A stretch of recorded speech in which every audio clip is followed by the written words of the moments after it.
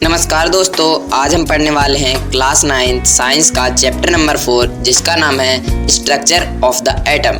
तो अभी आप लोगों ने पिछले वीडियो में पढ़ा था चैप्टर 3 जिसका नाम है एटम एंड मॉलिक्यूल्स। तो उसमें आप लोगों ने पढ़ा था कि एटम आखिरकार होता क्या है। तो अब हम लोग इस वीडियो में समझेंगे कि जो एटम है उसका स्ट्रक्चर क्या है, यानी वो किस तरीके से बना है। तो इस चैप्टर के नोट्स और question bank and mind map का लिंक आपको डिस्क्रिप्शन में मिल जाएगा। पर उस पीडीएफ को खोलने के लिए आपको एक पासवर्ड की जरूरत पड़ेगी, जो कि मैंने रैंडमली पूरे वीडियो में कहीं भी 10 सेकंड के लिए दिखाया। तो पूरा वीडियो देखना ना भूलना। तो चलिए अब समझते हैं कि एटम आखिरकार बना हुआ कैसे है। तो एटम के पास 3 सब एटॉमिक पार्टिकल्स होते हैं जिससे कि एटम बना होता है। एक होता है इलेक्ट्रॉन, दूसरा होता है प्रोटॉन और तीसरा होता है न्यूट्रॉन। तो इलेक्ट्रॉन और प्रोटॉन चार्ज पार्टिकल्स होते हैं मैटर में, यानी एक एटम में चार्ज पार्टिकल्स। बट न्यूट्रॉन के पास कोई भी चार्ज नहीं होता है, इसलिए वो न्यूट्रल होता है। तो चलिए अब समझते हैं कि इन सब की डिस्कवरी कब हुई।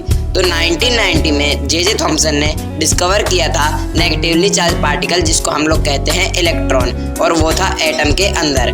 और ई गोल्डस्टाइन ने डिस्कवर किया था 1886 में न्यू रेडिएशंस गैस के अंदर, जिसको कि हम लोग पॉजिटिवली चार्ज जानते हैं और उसको हम लोग प्रोटॉन्स कहते हैं। और 1932 में चैडविक ने डिस्कवर किया था presence of particles having no charge in the atom called neutrons, यानी न्यूट्रॉन्स को उसने चैडविक ने डिस्कवर किया था। तो इन सब एटॉमिक पार्टिकल्स का रिप्रेजेंटेशन कुछ इस तरीके से, इलेक्ट्रॉन को स्मॉल ई से रिप्रेजेंट करते हैं, प्रोटॉन को पी से और न्यूट्रॉन को स्मॉल एन से। तो कुछ लोगों ने अपने अपने मॉडल दिए थे एटम के। तो चलिए अब हम लोग उनके मॉडल्स को डिस्कस करते हैं एक एक करके। तो सबसे पहले हम लोग डिस्कस करेंगे Thomson's model of an atom. तो थॉमसन ने कहा था कि एक एटम जो होता है वो एक क्रिसमस पुडिंग की तरह होता है। तो क्रिसमस पुडिंग एक डिश होती है जो कि क्रिश्चियन लोग क्रिसमस पर खाते हैं। उन्होंने कहा था कि जो पुडिंग होती है उसमें बाहरी सतह वो पॉजिटिवली चार्ज होगी और अंदर इलेक्ट्रॉन्स स्प्रेड होंगे, जैसे कि उसमें कोई काजू या फिर बादाम स्प्रेड हो किसी भी खाने के अंदर। तो उन्होंने कहा था कि एक एटम पॉजिटिवली चार्ज स्फीयर को कंसिस्ट करता है और इलेक्ट्रॉन्स उसके अंदर स्प्रेड होते हैं, जो कि मैंने अभी आपको बताया है। और नेगेटिव और पॉजिटिव चार्ज इक्वल होते हैं मैग्नीट्यूड में, यानी उनकी क्वांटिटी सेम होती है। इसलिए पूरा जो एक एटम है वो इलेक्ट्रिकली न्यूट्रल होता है, इसलिए उसमें कोई भी रिएक्शन नहीं होती है अंदर ही अंदर। तो चलिए अब समझते हैं Rutherford's model of an atom को। तो रदरफोर्ड ने सबसे पहले एक एक्सपेरिमेंट किया था, तो जिसको हम लोग कहते हैं Rutherford's alpha particle scattering experiment. और ये पार्टिकल का साइन कुछ इस तरीके से होता है। तो रदरफोर्ड ने क्या किया था कि एक पतली गोल्ड की फॉइल ली और उसके ऊपर से जो अल्फा पार्टिकल्स हैं उसकी बीम को पास करवाया, और वो फॉइल बहुत ही पतली थी। तो उनको ये कुछ बातें पता चली। First, most of the particles थे वो सीधे सीधे उस गोल्ड फॉइल के आर पार चले गए थे। सेकेंड, जो सम पार्टिकल्स थे यानी कुछ पार्टिकल्स थे वो स्लाइटली डिफ्लेक्ट हो गए थे, यानी वापस आ गए थे एक स्मॉल एंगल से। और थर्ड, जो कि बहुत थोड़े पार्टिकल्स थे वो मतलब उसी पाथ से गए थे और उसी से वापस आ गए थे। तो अब डिस्कस करते हैं जो कंक्लूजन निकला इस अल्फा पार्टिकल स्कैटरिंग एक्सपेरिमेंट का। तो सबसे पहला है कि जो भी स्पेस है एटम के अंदर वो मोस्टली एम्प्टी है, यानी खाली है। दूसरा कि एटम के पास एक स्मॉल न्यूक्लियस है जिसके पास पॉजिटिव चार्ज है। थर्ड कि जो साइज है एटम के न्यूक्लियस का वो बहुत ही स्मॉल है compare to the size of atom, यानी एटम के साइज के मुकाबले। तो चलिए अब इस एक्सपेरिमेंट के रिजल्ट्स को डिस्कस करते हैं। तो सबसे पहला कि एक एटम के पास पॉजिटिवली चार्ज न्यूक्लियस होता है सेंटर में, और जो भी इसका मोस्ट ऑफ द मास होता है एटम का इस न्यूक्लियस के अंदर होता है। और जो भी इलेक्ट्रॉन्स होते हैं एटम में वो इसी न्यूक्लियस के अराउंड रिवॉल्व करते हैं डिफरेंट ऑर्बिट्स में एटम के अंदर। एंड लास्ट की जो साइज ऑफ न्यूक्लियस है वो बहुत ही स्मॉल है compare to the size of atom, जो कि अभी हमने डिस्कस किया था। तो चलिए अब हम लोग डिस्कस करते हैं defect of Rutherford's model of an atom.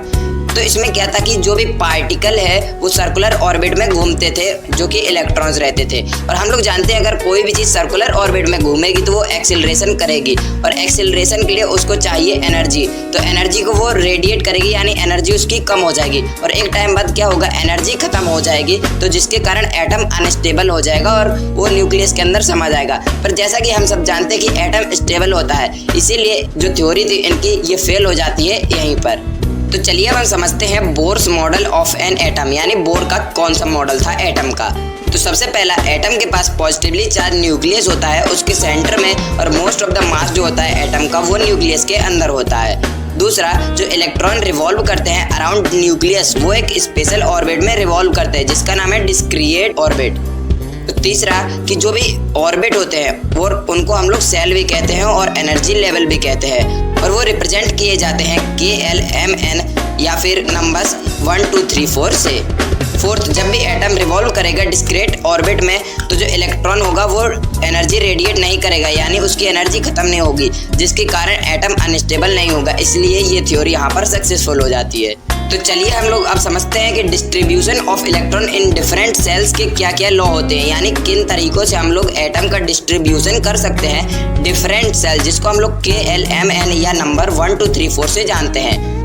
तो distribution of electron in different shell suggest किया गया था बोर एंड बरी के द्वारा। तो चलिए अब हम लोग जानते हैं इनके रूल क्या क्या हैं। तो सबसे पहले मैक्सिमम नंबर के जो इलेक्ट्रॉन होंगे वो सेल के अंदर फिट करने के लिए उसको हम लोग एक फॉर्मूले के द्वारा करेंगे जिसका नाम है 2n², जहां पर n मतलब होता है नंबर ऑफ सेल, जो कि आप लोग इस स्क्रीन पर देख सकते हैं एक इक्वेशन के द्वारा या फिर एक फॉर्मूले के द्वारा किस तरीके से इलेक्ट्रॉन्स को सेल में फिट किया जाता है। तो चलिए अब हम लोग समझते हैं वैलेंसी क्या होती है। तो वैलेंसी होती है combining capacity of atom of an element, यानी एक एटम कितने इलेक्ट्रॉन डोनेट कर सकता है या फिर किसी और एटम के एक्सेप्ट करता है, तो उसको हम लोग कहते हैं वैलेंसी यानी कंबाइनिंग कैपेसिटी।